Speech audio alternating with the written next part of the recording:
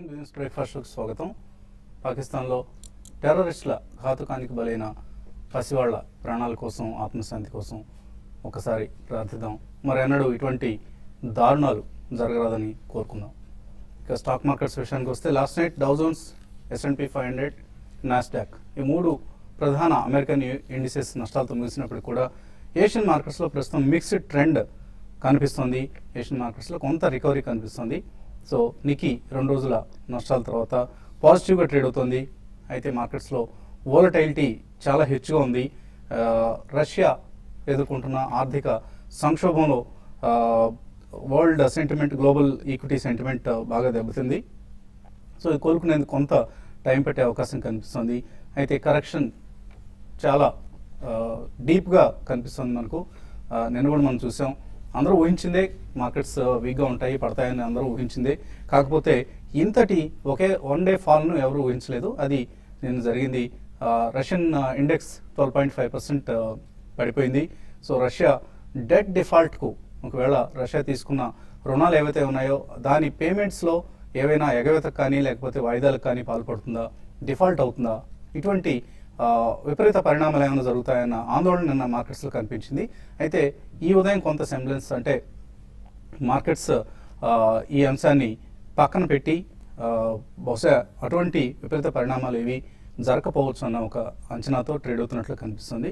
So ఒక్కసారిగా కేవలం 3 నుంచి 4 నెలల వ్యవధిలో రష్యన్ రూబుల్ డాలర్తో 45 నుంచి 72, 73 రూబుల్స్ స్థాయికి పడిపోయింది. సో ఇది ఇటువంటి పతనం ఏ కంట్రీనైనా కొనదీస్తుంది. ఇంతకుముందు మనం 1998లో కూడా చూసాం. ఆసియా దేశాలు, ఆసియన్ టైగర్స్ అనేవాళ్ళు అప్పట్లో. సో అటువంటి దేశాలు వియత్నాం కావచ్చు, థాయిలాండ్, అలాగే మలేషియా, ఇటువంటి దేశాలన్నీ కూడా 1998లో పెను సంక్షోభంలో చిక్కుకోవటం, తర్వాత కొద్దిగా రికవర్ కావడం తర్వాత చూసాం మనం. సో ఆ పరిస్థితి ఇప్పుడు రష్యాలో కనిపిస్తుంది మనకు. సో రష్యన్ ప్రభావం ఇతర ఎమర్జింగ్ మార్కెట్ కరెన్సీస్ను, ఎమర్జింగ్ మార్కెట్స్ను కూడా దెబ్బతీస్తూ మనకు కనిపిస్తుంది.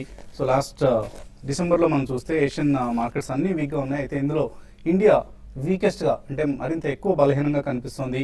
సో రష్యా ప్రభావం డిసెంబర్ ఇండియన్ ఈక్విటీస్ని దెబ్బతీస్తుందని చెప్పుకోవచ్చు. S&P BSE సెన్సెక్స్ మనం గమనిస్తే డిసెంబర్లో ఇప్పటిదాకా 6.67% తగ్గింది. ఇది రూపీ టర్మ్స్లో, డాలర్ టర్మ్స్లో ఇది మరింత ఎక్కువగా ఉంది. 8.47% తగ్గడం చూస్తున్నాం. సో బ్రెజిల్ కోర్స్ హై నుంచి మనం గమనిస్తే బ్రెజిల్ లాంటి కంట్రీస్ 36-37% నష్టపోయాయి డాలర్ టర్మ్స్లో. ఫ్రాన్స్ 19% నష్టపోయింది. రష్యా 30% నష్టపోయింది. హాంకాంగ్ 10% నష్టపోయింది. ఇండియా మాత్రం 8.47% నష్టపోయింది డాలర్ టర్మ్స్లో చూస్తే పీక్ లెవెల్స్ నుంచి. అయితే డిసెంబర్లో మాత్రం India is the worst performing market among the global markets చూసినా కూడా మనం బ్రెజిల్ ఒకటే 14% నష్టపోయింది. అలాగే క్యాక్ 8% నష్టపోయింది. యూరో స్టాక్స్ 7.5% నష్టపోయింది. Sensex 6.67%, Hang Seng 5.5%, Strides times 4%, నికీ 4%, KOSPI మరొక 4%. ఇలా ఏషియన్ మార్కెట్స్లో మాత్రం India is the worst performing market ఇప్పుడు దాకా మనం. ఎందుకంటే మనం పెరిగిన స్వభావం కూడా అలాగే పెరిగింది. ఈ 2014లో India has given the best returns. ఇప్పుడు మొన్నటి వరకు, డిసెంబర్ వరకు కూడా ఆల్మోస్ట్ 34% రిటర్న్స్ ఇచ్చింది. డిసెంబర్ ప్రారంభం వరకు చూస్తే మనం ఇప్పుడు ఇది 28% తగ్గింది. ఇప్పటికి కూడా India is one of the best performing markets in the Asian basket. So ఇది కొంత ఇక్కడ మనం కరెక్షన్, డిసెంబర్ కరెక్షన్ అందరం మనం ఈ కార్యక్రమంలో కూడా పదే అనుకున్నాం. ప్రత్యేకించి మిడ్ క్యాప్స్లో జాగ్రత్తగా ఉండాలనుకుంటూ వచ్చాం మనం. సో చాలా స్టాక్స్ 200 డే మూవింగ్ యావరేజ్ దిగువన ట్రేడ్ అవుతున్నాయి. అండ్ బయింగ్కి ఒక మంచి అవకాశం ఇది. క్వాలిటీ స్టాక్స్లో పొజిషన్స్ తీసుకునేందుకు మంచి సమయం ఇది. ఎందుకంటే మనం లాంగ్ టర్మ్ బుల్లిష్ సెంటిమెంట్ ఇప్పటికి కూడా ఇంకా దెబ్బతినలేదు. మార్కెట్స్ 3 to 5 years పెర్ఫార్మెన్స్ చాలా బుల్లిష్గా ఉంటుందని అందరూ ఊహిస్తున్నది. సో ఈ సమయంలో కొంత మనం క్వాలిటీ కౌంటర్స్ను సెలెక్ట్ చేసుకొని పిక్ చేసుకోవడం అనేది బెస్ట్ స్ట్రాటజీ అవుతుంది. FIS మాత్రం సెల్లింగ్ కొనసాగించారు. నేను కూడా 1247 crores వర్త్ స్టాక్స్ని FIS అమ్మడం జరిగింది. అండ్ రూపీ వీక్ అయింది, 63 పైన క్లోజ్ కావడం మనం చూసాం. సో రూపాయి బలహీనత మరింత కొనసాగుతుంది. అప్ టు 64-65 వరకు కూడా డాలర్తో రూపాయి బలహీనపడే అవకాశం ఉందంటున్నారు. ఇది మన ఎక్స్పోర్ట్ మార్కెట్స్కు, ఎక్స్పోర్టింగ్ కంపెనీస్కు లైక్ ఐటీ కంపెనీస్కు చాలా అనుకూలమైన పరిణామం. ఎందుకంటే ఓవైపు ఇంపోర్ట్స్ పెరుగుతూ ఎక్స్పోర్ట్స్ తగ్గుతున్న సమయంలో రూపీ డిప్రిషియేట్ కావడమే కరెక్ట్ సొల్యూషన్ అవుతుంది. ఇది టెంపరీ సొల్యూషన్ మాత్రమే, పర్మనెంట్గా రూపాయి బలహీనపడాలని ఎవరు కోరుకోరు. నేను కూడా మనం అనుకున్నది ఇదే. అయితే కొంతమంది సోషల్ మీడియాలో ఈ అంశాన్ని లేవనెత్తినట్లుగా మనకు తెలుస్తుంది. TV5 ఇలా పేర్కొన్న అంశాన్ని. సో నాకు తెలిసిన ఆర్థిక శాస్త్రాన్ని, నేను చదువుకున్న ఆర్థిక శాస్త్రాన్ని ఇక్కడ వివరించడం జరుగుతుంది. సో టీవీ ముందు కూర్చున్న ప్రేక్షకుల్లో నాకంటే విజ్ఞానవంతులు, నాకంటే పూర్తి జ్ఞానం ఉన్న వాళ్ళు ఉంటారని మాకు తెలుసు. సో అటువంటి వాళ్ళ కోసం బహుశా వాళ్ళకి డిఫరెంట్ వ్యూస్ ఉండొచ్చు. సో ఆ వ్యూస్తో నా వ్యూస్ కొంత డిఫర్ కావచ్చు. దీన్ని ఎవరు తప్పుపట్టాల్సిన అవసరం లేదు. రకరకాల వ్యూస్ ఉంటాయి. మార్కెట్స్ సంబంధించి అయినా, ఆర్థిక శాస్త్రానికి సంబంధించిన ఏ సబ్జెక్ట్ సంబంధించి అయినా డిఫరెంట్ వ్యూస్ ఉంటాయి. నా వ్యూని నేను ప్రజెంట్ చేస్తున్నాను. ఒకవేళ అందులో ఏమైనా తప్పులు ఉంటే అనేదా భావించవద్దు, క్షమించండి. మార్కెట్స్ పరిస్థితి గురించి మాట్లాడేందుకు మనతో అనలిస్ట్ సిద్ధంగా ఉన్నారు. సో ఇటువంటి ట్రేడింగ్ స్ట్రాటజీని వాళ్ళు సజెస్ట్ చేస్తారు. ఎందుకంటే మార్కెట్స్ కొంత ఫ్లాట్గా ఓపెన్ అయ్యే అవకాశాలు కనిపిస్తున్నాయి. మార్కెట్ చూస్తే కనుక 8,600 నుంచి పడి ఇంచుమించు 600 పాయింట్ల వరకు చూసాము మనము. కాకపోతే నేను కూడా ఒక స్ట్రాంగ్ డౌన్ సైడ్ బ్రేక్అవుట్ రావడం చూసాము. కాకపోతే ఇంచుమించు మేజర్ బాటమ్స్ దగ్గరికి వస్తుంది. 8,000 దగ్గర ఒక కీలకమైన మేజర్ సపోర్ట్ కనిపిస్తుంది, మధ్యకాలిక సపోర్ట్ కూడా. పైగా టెక్నికల్గా డైలీ చార్ట్లో చూస్తే కనుక కొంచెం ఓవర్సోల్డ్ పొజిషన్కి వస్తుంది. కాబట్టి 8,000, 8,030 లెవెల్ దగ్గర కొంచెం ఆగి ఒక మైనర్ రికవరీ వచ్చే అవకాశం ఉంది. కానీ ఇంకా బుల్లిష్ ట్రెండ్ అయితే కన్ఫర్మ్ కాలేదు. బుల్లిష్ ట్రెండ్ రావాలంటే కనుక 2-3 రోజులు బాగా స్ట్రాంగ్ కన్సాలిడేషన్ రావటము, ఆ తర్వాత ఒక అప్వర్డ్ బ్రేక్అవుట్ రావటము, ట్రెండ్ లైన్స్ బ్రేక్అవుట్ రావటము, మూవింగ్ యావరేజెస్ క్రాస్ ఓవర్ రావటము, ఇండికేటర్స్ అన్ని పాజిటివ్ డైవర్జెన్స్ రావడం, ఇవన్నీ కూడా మనం టెక్నికల్గా మనం కన్ఫర్మ్ చేసుకోవాల్సిన అంశాలు. అవి ఇంకా కొంచెం సమయం పట్టే అవకాశం ఉంది. సో ఈ లెవెల్లో కనుక ఎవరైనా బై చేస్తే కనుక పూర్తిగా ఒక స్పెక్యులేటివ్ బై అవుతుంది. ఒకవేళ కనుక 8,000 దగ్గర కనుక బై పొజిషన్ తీసుకుంటే జస్ట్ ఒక 40 పాయింట్స్ కింద ఫ్యూచర్స్లో లాంగ్ పొజిషన్ స్టాప్ లాస్ పెట్టి హోల్డ్ చేయడం చాలా ముఖ్యం. కాకపోతే నేను ఒక కీలకమైన ఇంట్రెస్టింగ్ అంశం టెక్నికల్గా బ్యాంక్ నిఫ్టీలో మనం చూసాము. లాస్ట్ 1 వీక్ 10 డేస్ మార్కెట్ రియాక్షన్లో పటిష్టంగా ఉన్న బ్యాంక్ నిఫ్టీ నేను ఒక డౌన్వర్డ్ బ్రేక్అవుట్ కనిపించింది. 18,000 ఒక కీలకమైన మానసిక సపోర్ట్ లెవెల్ని బ్రేక్ అయింది. సో కాబట్టి షార్ట్ టర్మ్ కొంచెం వీక్నెస్ వచ్చే అవకాశం ఉంది. ఇవాళ 2వ రోజు, రేపు 3వ రోజు కనుక ఏమాత్రం 18,000 పైన నిలదొక్కొని స్ట్రాంగ్గా క్లోజ్ అయిందంటే మటుకు అప్పుడు బ్యాంకింగ్ స్టాక్స్లో కూడా ఒక రికవరీ వచ్చే అవకాశం ఉంది. ఈ మైనర్ కన్సాలిడేషన్, ఈ రికవరీలో కొన్ని స్పెసిఫిక్ స్టాక్స్, అక్కడక్కడ ఒక్కొక్క సెక్టర్లో కొన్ని స్టాక్స్ కొంచెం స్ట్రెంత్ చూసాము. వాటిల్లో కాస్తే పూర్తిగా స్పెక్యులేటివ్ ఫ్యూచర్స్లో ట్రేడర్స్ మటుకి వాళ్ళు కొన్ని స్టాక్స్ని పాజిటివ్గా తీసుకోవచ్చు షార్ట్ టర్మ్ కోసం. అదాని ఎంటర్ప్రైజెస్ కానీ, అపోలో టైర్స్ కానీ, BHEL కానీ, బ్యాంకులో HDFC బ్యాంకు, ఇవన్నీ కూడా కొంచెం పాజిటివ్ ఉంది. కానీ ఒక జస్ట్ స్ట్రాంగ్ గెయిన్స్ ఎక్స్పెక్ట్ చేయడం, స్టాప్ లాస్ తోటి హోల్డ్ చేయడం చాలా ముఖ్యం. ఆన్ ద హోల్ మార్కెట్ ఇవాళ చూస్తే కనుక ఫ్లాట్గానే ఒక 10 పాయింట్స్ అటు ఇటుగా ఉండే అవకాశం కనిపిస్తుంది. 8,050 దగ్గర ఒక కీలకమైన రెసిస్టెన్స్ కనిపిస్తుంది. దానిపైన కనుక కాసేపు కంటిన్యూస్గా ట్రేడ్ అవుతే అప్పుడు ఇంట్రాడేకి 20-30 పాయింట్స్ కోసం ట్రేడింగ్ అనేది చేయొచ్చు. So on the whole market 1 or 2 days wait చూడాలి. వీక్లీ క్లోజింగ్ చాలా ముఖ్యము. అలాగే FIs డేటా కూడా నెక్స్ట్ ఫ్యూ డేస్ చాలా కీలకము. ఇవన్నీ చూసిన తర్వాత ఒక క్లియారిటీ వచ్చే అవకాశం ఉంది. సో బ్యాంకింగ్, మెటల్ స్టాక్స్ నిన్నటి ఫాల్ లీడ్ చేసే మనం గమనించాం. So banking, metal are even ఇతర రేట్ సెన్సిటివ్ స్టాక్స్ సంబంధించి ఎటువంటి సలహా ఇస్తారు? ఇప్పుడు బ్యాంకింగ్ అయితే చాలా రోజుల తర్వాత నిన్నటి వీక్నెస్ అనేది బ్యాంకింగ్ స్టాక్స్లో వచ్చిన వీక్నెస్ అనేది ఇంకా కొనసాగడానికి అవకాశం ఉందండి. కాబట్టి బ్యాంకింగ్ స్టాక్స్లో సెల్ చేయమంటాను. ఎందుకంటే బ్యాంకింగ్ స్టాక్స్ పెరిగిన విధానం కూడా చూస్తే ఒక తక్కువ టైంలో ఒక లాస్ట్ 3 monthsలో కానీ చూస్తే ఒక 20-25% దాకా దాదాపు అన్ని స్టాక్స్ కూడా పెరిగాయి. ప్లస్ బ్యాంక్ నిఫ్టీ అయితే ఒక టైంలో దగ్గర 15-16 ట్రేడింగ్ సెషన్లో కంటిన్యూగా యావరేజ్ చూస్తే 120-125 పాయింట్స్ యావరేజ్లో పెరిగింది మనం చూసాము. కాబట్టి కరెక్షన్ అనేది మామూలే. అంటే ప్రాఫిట్ బుకింగ్ అనేది బ్యాంక్ నిఫ్టీలో నిన్న ట్రేడింగ్లో చూసాము. కాబట్టి ఆ బ్యాంక్ నిఫ్టీ లాస్ట్ మినిట్ వరకు కూడా బాగా సెల్లింగ్ ఉంది. కాబట్టి ఈరోజు కూడా బ్యాంక్ నిఫ్టీ అరౌండ్ 150-200 పాయింట్స్ లో ఓపెన్ కావడానికి అవకాశం ఉంటుంది. 17,800 అనేది ఇప్పుడు ఇమీడియట్గా బ్యాంక్ నిఫ్టీకి సపోర్ట్ ఉంటుంది. అలా అది కానీ బ్రేక్ అయిందంటే 17,600 అండ్ 17,450 దగ్గర షార్ట్ టర్మ్కి బాటమ్ అవుట్ అయ్యవచ్చు. అయితే క్రూడ్ ఆయిల్ ఇంటర్నేషనల్ మార్కెట్లో పడుతున్నా కూడా ఇప్పుడున్న పరిస్థితిలో FIs ప్రాఫిట్ బుక్ చేస్తున్నారు. కాబట్టి బ్యాంక్ నిఫ్టీలో అప్ ట్రెండ్ అనేది ఉండకపోవచ్చు. కాబట్టి ఎవరైనా లాంగ్ పొజిషన్ ఉంటే కట్ చేసుకోమంటాను. లోయర్ లెవెల్లో మళ్ళీ మా బ్యాంక్ నిఫ్టీని బై చేసుకోవచ్చు. తర్వాత కమాడిటీస్ విషయానికి వస్తే దాదాపు అన్ని కమాడిటీ స్టాక్స్ చాలా వీక్గా ఉన్నాయి. ఇంటర్నేషనల్ మార్కెట్లో కొంత వీక్నెస్ ప్లస్ చైనా డేటా నిన్నటి రోజు వచ్చిన డేటా దీనికి కారణం అని చెప్పొచ్చు. కాబట్టి ఇవి కూడా బాగా వీక్గా ఉండే అవకాశం ఉంటుంది. దీంట్లో కూడా లాంగ్ పొజిషన్స్ ఎవరంటే కట్ చేసుకోమంటాను. అంటే ఒక ర్యాలీ వచ్చినప్పుడు కట్ చేసుకోమంటాను. బట్ ఓవరాల్ మార్కెట్ పరంగా చెప్పాలంటే పెద్దగా పెరిగే అవకాశం కరెక్ట్ లెవెల్స్ నుంచి కనపడలేదు. అయితే మార్కెట్ కొంచెం ఈ ప్యానిక్ సెల్లింగ్ నుంచి కొంచెం కన్సాలిడేషన్ అయ్యి అరౌండ్ 8020 దగ్గర నిఫ్టీకి సపోర్ట్ వచ్చి మళ్ళీ అంటే కన్సాలేషన్ ఉంది. తర్వాత నెక్స్ట్ కొంచెం టైం తీసుకొని కొంచెం 1-2 రోజుల తర్వాత నిఫ్టీ రీబౌండ్ కావచ్చు. కాబట్టి ఈ లెవెల్లో ఏంటంటే ప్యానిక్ అవ్వాల్సిన అవసరం లేదు. మార్కెట్ 8,000 దగ్గర ఆగొచ్చు అని నేను అనుకుంటున్నాను. అయితే బట్ ట్రేడింగ్ పరంగా చెప్పాలంటే ర్యాలీస్ వస్తే ఇంటర్డే కోసం సెల్ చేయమని చెప్తాను. ఇన్వెస్టర్స్ నుంచి కాల్స్ అలాగే మెయిల్స్ తీసుకోబోయే ముందు కాసేపు ప్రకటన.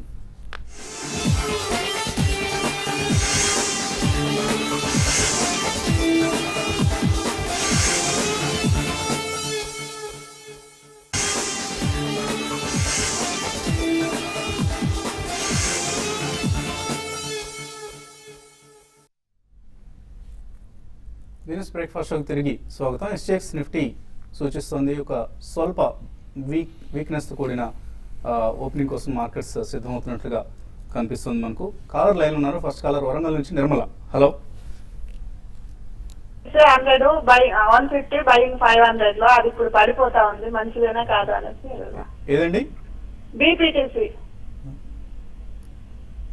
మరొకసారి రిపీట్ చేయండి కంపెనీ పేరు. BBTC sir.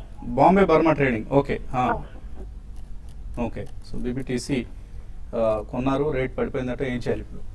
అంతక్రితం చూస్తే కనుక బాంబే బర్మా 100 రూపాయల నుంచి కంటిన్యూస్గా తగ్గుతూ 550 రూపాయలకు 5 రెట్లు బాగా పెరిగిందండి. సో న్యాచురల్గా బాగా పెరిగింది కాబట్టి హై రేట్లో కొంచెం స్ట్రాంగ్ సెల్లింగ్ ప్రెషర్ తోటి కొంచెం డిస్ట్రిబ్యూషన్ తోటి ఈ మధ్య మార్కెట్తో పాటు 10 రోజులుగా తగ్గుతూ వస్తుంది. కాకపోతే కరెంట్ రేట్ చూస్తే కనుక బాంబే బర్మా దగ్గర కొంచెం 350, 360 దగ్గర స్ట్రాంగ్ సపోర్ట్ కనిపిస్తుంది. ఇంత క్రితం ఒక లాస్ట్ మేజర్ బాటమ్ కూడా అది, అక్కడ కొంచెం సెల్లింగ్ ప్రెషర్ ఆగే అవకాశం కనిపిస్తుంది. హోల్డ్ చేయండి, ఏ రేట్లో కొన్నారో తెలియదు, బట్ ఒకవేళ కనుక ప్రాఫిట్లు ఉంటే కనుక ఏమాత్రం ఫర్దర్ ర్యాలీ ఇచ్చినా కూడా ప్రాఫిట్ బుక్ చేయడం మంచిది. తర్వాత కాలర్ చిత్తూరు నుంచి విద్యాసాగర్. హలో.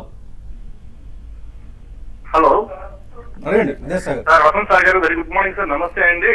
నమస్తే. సార్, నేను లాంగ్ టర్మ్ ఇన్వెస్టర్ సార్. నేను టాటా కన్సల్టెన్సీ సర్వీసెస్ 5 నుంచి అట్లే ఉంచుకున్నా. నేను ఇప్పుడు నెక్స్ట్ అక్యూములేట్ చేయొచ్చా? నెక్స్ట్ ఎస్బీఐ 322 కొన్నాను సార్, ఒక 55 షేర్లు.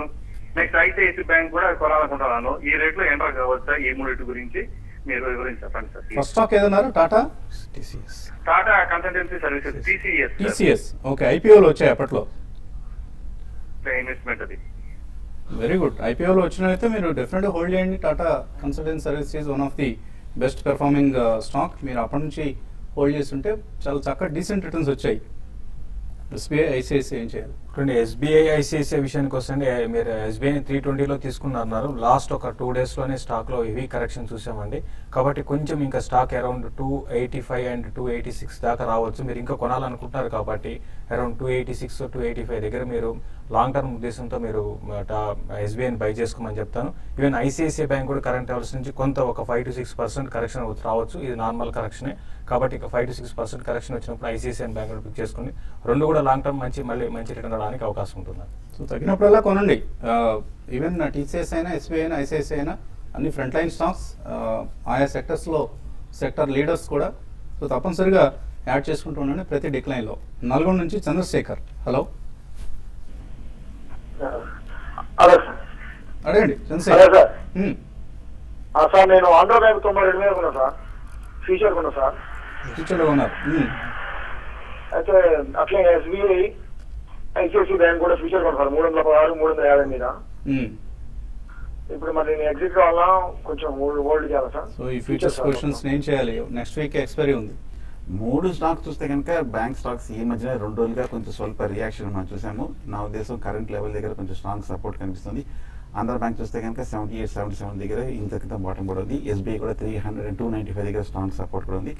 ఈ 2 రోజుల్లో నా ఉద్దేశం కొంచెం రికవరీ వచ్చే అవకాశం ఉంది. రికవరీ కొంచెం బాగా స్ట్రెంత్ కనిపిస్తుంది, కంటిన్యూ అవుతుంది అనుకుంటే కనుక మీరు స్ట్రిక్ట్గా స్టాప్ లాస్ పెట్టి హోల్డ్ చేయండి. వీక్గానే ఉందంటే ఏమాత్రం కొంచెం మీ రేట్ వచ్చినప్పుడు ఎగ్జిట్ అయిపోవడం మంచిది. ఎందుకంటే టైం కూడా నెక్స్ట్ వీక్ వరకు ఉంది కాబట్టి కొంచెం either స్టాప్ లాస్ లేదా మీ రేట్ వచ్చినప్పుడు ఎగ్జిట్ అవ్వడం మంచిది. తర్వాత కాలర్ లైన్ ఉన్నారు హైదరాబాద్ నుంచి రమేష్. హలో. వసంత్ కుమార్ గారు, నమస్కారం సార్. నమస్తే అండి, అడగండి. సార్, నా దగ్గర జేబీఎం ఆటో 187 రూపీస్ లో 500 షేర్స్ ఉన్నాయండి. రేట్ అయితే పడిపోతుంది, ఇంకా అక్యుములేట్ చేసుకోమంటారా లేకపోతే లాస్ బుక్ చేసి బయటకు వచ్చేయాలి సార్? నేనైతే లాంగ్ టర్మ్ కోసం తీసుకున్నాను. నాకైతే ఇప్పుడు అమౌంట్ కూడా ఏం అవసరం లేదు సార్. అది కొంచెం క్లియర్ గా చెప్తారు సార్ కొంచెం. జేబీఎం ఆటో అంటే జేబీఎం ఆటో ఎప్పుడైతే స్ప్లిట్ అయిందో ఆ స్టాక్, అప్పటి నుంచి స్టాక్ లో బాగా వీక్నెస్ చూసామండి. దాదాపు 320 లెవెల్ నుంచి దాదాపు 50% స్టాక్లో కరెక్షన్ వచ్చింది.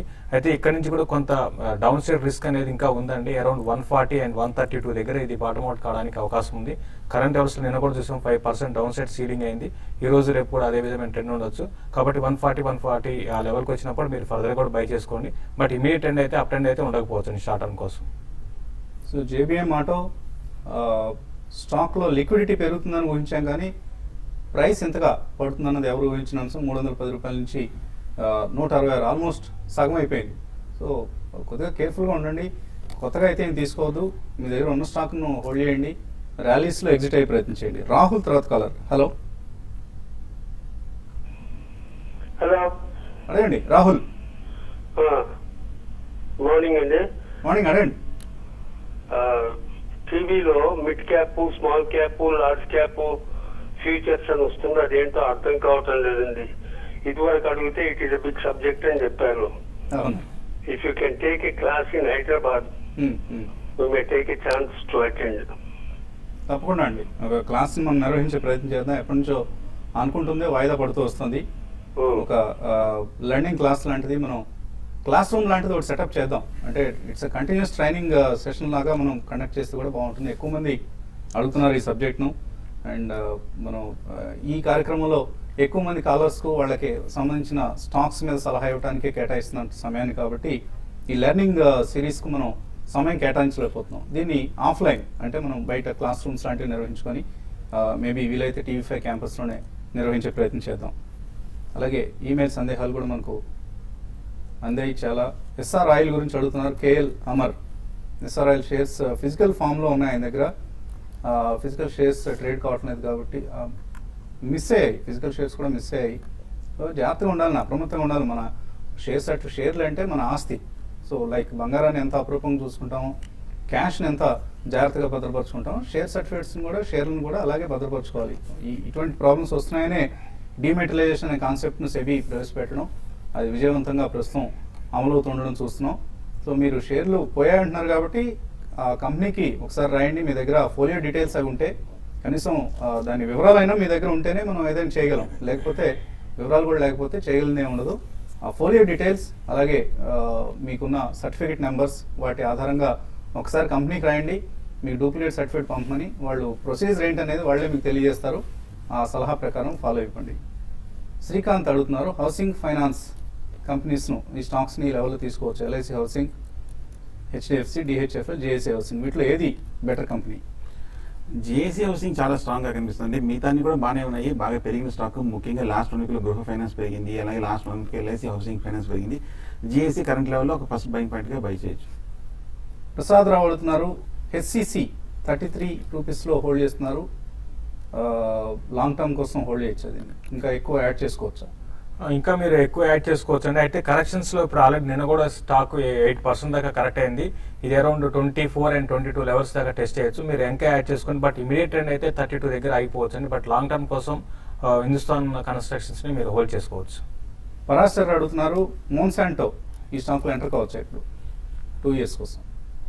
ఓవరాల్ గా కొంచెం మిడ్ క్యాప్స్ ని కూడా కొంచెం వీక్ గానే కనిపిస్తుందండి. ప్రస్తుతానికి అయితే కనుక స్టాక్ కూడా కొంచెం ఈ డౌన్ సైడ్ బ్రేక్అవుట్ నిన్నే రావడం చూసాము. కొన్నాళ్ళు వెయిట్ చేయండి, ఓవర్ బాట్ పొజిషన్ ఉంది, అది స్టెబిలైజ్ అయ్యి తీసుకోవచ్చు. సో అగ్రి థీమ్ లో కనుక మీరు ఇఫ్ యూఆర్ బిలీవర్, డెఫినెట్ గా డిక్లైన్స్ లో ప్రతి డిక్లైన్ తీసుకోండి. మోన్సాంటోని కొద్దిగా మార్కెట్స్ వీక్ గా ఉన్నాయి కాబట్టి రైట్ టైం కోసం వెయిట్ చేయండి. KCP షుగర్ పవన్ కుమార్ అడుగుతున్నారు, లాంగ్ టర్మ్ కోసం ఎలా ఉంటుంది ఈ స్టాక్? షుగర్స్ అన్ని వీక్ గానే కనిపిస్తుంది. ముఖ్యంగా KCP ఇదే రేట్ లో లాస్ట్ 6 months గా స్ట్రక్ అయింది, సైడ్ వేస్ లో ఉంది. ప్రస్తుతానికి యాక్టివిటీ లేదు కాబట్టి అవాయిడ్ చేయడం మంచిది. యుగంధర్ అడుగుతున్నారు, ఆమ్టెక్ ఆటో, మదర్సన్ సుమి, JBM ఆటో, ఈ 3 కొనడానికి ఇది అనువైన సమయమేనా? మీరు సెలెక్ట్ చేసుకున్న స్టాక్స్ ఓకే అండి, బట్ టైమింగ్ అనేది కొంచెం వెయిట్ చేయండి అండి. అన్ని కూడా మీరు చెప్పిన స్టాక్స్ నిన్నటి రోజు 8-9% కరెక్షన్ వచ్చింది. ఇంత కరెక్షన్ ఉన్నప్పుడు ఇంకొంచెం కరెక్షన్ రావచ్చు. కాబట్టి కరెక్షన్స్లో మీరు బై చేసుకోండి. ఇంత కరెక్షన్ కూడా రెసిలియంట్గా నిలబడింది మదర్సన్ సుమి. సో డెఫినెట్లీ మూడిట్లో Motherson Sumi is the best pick అవుతుందండి. అలాగే గ్రాన్యూల్స్ ఇండియా తీసుకోవచ్చు ఇక్కడ. ఓవరాల్ గా కొంచెం ఫార్మా స్టాక్స్ కూడా ఈ మధ్యన కొంచెం స్వల్ప రియాక్షన్ చూసాము. ఫార్మా స్టాక్స్ లో గ్రాన్యూల్స్ చూస్తే కనుక 700 రూపీస్ దగ్గర కొంచెం సపోర్ట్ కనిపిస్తుంది. కొంచెం లాస్ట్ 1 month గా పడింది. ఈ లెవెల్లో కొంచెం ఫస్ట్ బయింగ్ పాయింట్ గా బై చేయొచ్చు. భార్గవ్ సిద్ధార్థ్ అడుగుతున్నారు, అశోక్ లేలాండ్ 5 years వరకు హోల్డ్ చేస్తారట. ఎటువంటి టార్గెట్స్ ఎక్స్పెక్ట్ చేయొచ్చు? 5 years లో ఎటువంటి రిటర్న్స్ ఎక్స్పెక్ట్ చేయొచ్చు? డెఫినెట్గా మంచి రిటర్న్ రావడానికి అవకాశం ఉంటుంది. ఇయర్ ఆన్ బేస్ చూసుకుంటే 20-30% రావచ్చు. మీరు 5 ఇయర్స్కి హోల్డ్ చేయండి. ఎవరీ కరెక్షన్లో దీన్ని లాంగ్ టర్మ్ కోసం బై చేసుకోవచ్చు అండి. స్వామి అడుగుతున్నారు సౌత్ ఇండియన్ బ్యాంక్, SBI అండ్ అశోక్ లేలాండ్ ఈ మూడిలో SIP చేయొచ్చా? 3 ఫ్రంట్ లైన్ మంచి స్టాక్స్ ఏంటి, లాంగ్ టర్మ్ కోసం చేయొచ్చు. నవీన్ ముంబై నుంచి, డిష్మన్ ఫార్మా 98లో, బాలకృష్ణ ఇండస్ట్రీస్ 650లో, సిండికేట్ బ్యాంక్ 125లో కొన్నారు, హోల్డ్ చేయొచ్చా? అలాగే యావరేజ్ చేసుకోవచ్చా? అంటే మీరు డిష్మెన్ ఆల్రెడీ ప్రాఫిట్లో ఉన్నారండి. మీరు ఎగ్జిట్ కావాల్సిన స్టాక్ అంటే 120 ఆ లెవెల్స్లో. ఈసారి ర్యాలీస్ వస్తే డిష్మెన్ ఎగ్జిట్ కానీ మిగతా స్టాక్స్లో మీరు యావరేజ్ చేసుకోండి. బట్ టైమింగ్ అనేది నేను నా ఉద్దేశం ప్రకారం ఒక 1 వీక్ ఆగమంటానండి. నారాయణమ్మ అడుగుతున్నారు, కోర్స్ అశోక్ లేలాండ్ ఇప్పుడే మనం రిప్లై ఇచ్చాం. ముఖర్జీ అడుగుతున్నారు, అజింతా ఫార్మా, APL, బ్రిటానియా, బాయర్, అలాగే మైండ్ ట్రీ, KPIT, మౌన్సాంటో ఇవన్నీ లాంగ్ టర్మ్ కోసం తీసుకుందాం అనుకుంటున్నారు, తీసుకోవచ్చా? అజంతా బాగా బుల్లిష్ ట్రెండ్ మనం చూసాము. ఇప్పుడే కొంచెం రియాక్షన్ మొదలైంది. APL కూడా ఈ మధ్యనే కొంచెం రియాక్షన్ చూసాము. అన్ని స్టాక్స్లో కరెక్షన్ ఉంది, కొంచెం వెయిట్ చేయడం మంచిది. లాంగ్ టర్మ్ కోసం తీసుకోవచ్చు డిప్లో. కృష్ణప్రసాద్, గోల్డ్ ప్రైస్ $1,200 కంటే కిందకు వచ్చే ఛాన్స్ కనిపిస్తుందా అని అడుగుతున్నారు. అంతా కూడా డాలర్ మాయండి, డాలర్ మీద డిపెండ్ అవుతుంది. డాలర్ స్ట్రాంగ్గా ఉన్నంత కాలం గోల్డ్ వీక్గానే ఉంటుంది. సో డాలర్ వీక్ అయితేనే గోల్డ్కి as a hedging asset, as a safe haven asset demand పెరుగుతుంది. అలాగే ఓవరాల్గా కమాడిటీ సైకిల్ డౌన్ సైకిల్లో ఉంది. సో కొంత వీక్గానే ఉండే అవకాశాలు కనిపిస్తున్నాయి గోల్డ్ ప్రైస్ కూడా. బట్ వెయిట్ చేయండి ఒకవేళ మీరు కొనాలి అని అనుకుంటే. అలాగే నరేంద్ర అడుగుతున్నారు, డిసెంబర్ ఫ్యూచర్స్ టైటాన్ 393లో ఉన్నాయి, ఏం చేయాలి? అంటే మీరైతే కొంచెం ఎగ్జిట్ కావాల్సిందండి హైయర్ లెవెల్స్లో. ఇప్పుడున్న పరిస్థితుల్లో ఇది స్టాక్ ఇంకా వీక్ అయ్యొచ్చు. 355 దగ్గర స్టాప్ లాస్ పెట్టుకుని హోల్డ్ చేయండి. చిన్న అప్ ట్రెండ్ వచ్చినప్పుడు మీరు ఎగ్జిట్ కమ్మని చెప్తానండి. ఇంకా చాలా మెయిల్స్ మిగిలిపోయాయి కానీ సమయం కూడా మించిపోయింది మనకు. ఇది ఇవాళ బిజినెస్ బ్రేక్ఫాస్ట్ షో. మధ్యాహ్నం 1:30 మళ్ళీ స్మార్ట్ ఇన్వెస్ట్లో కలుద్దాం.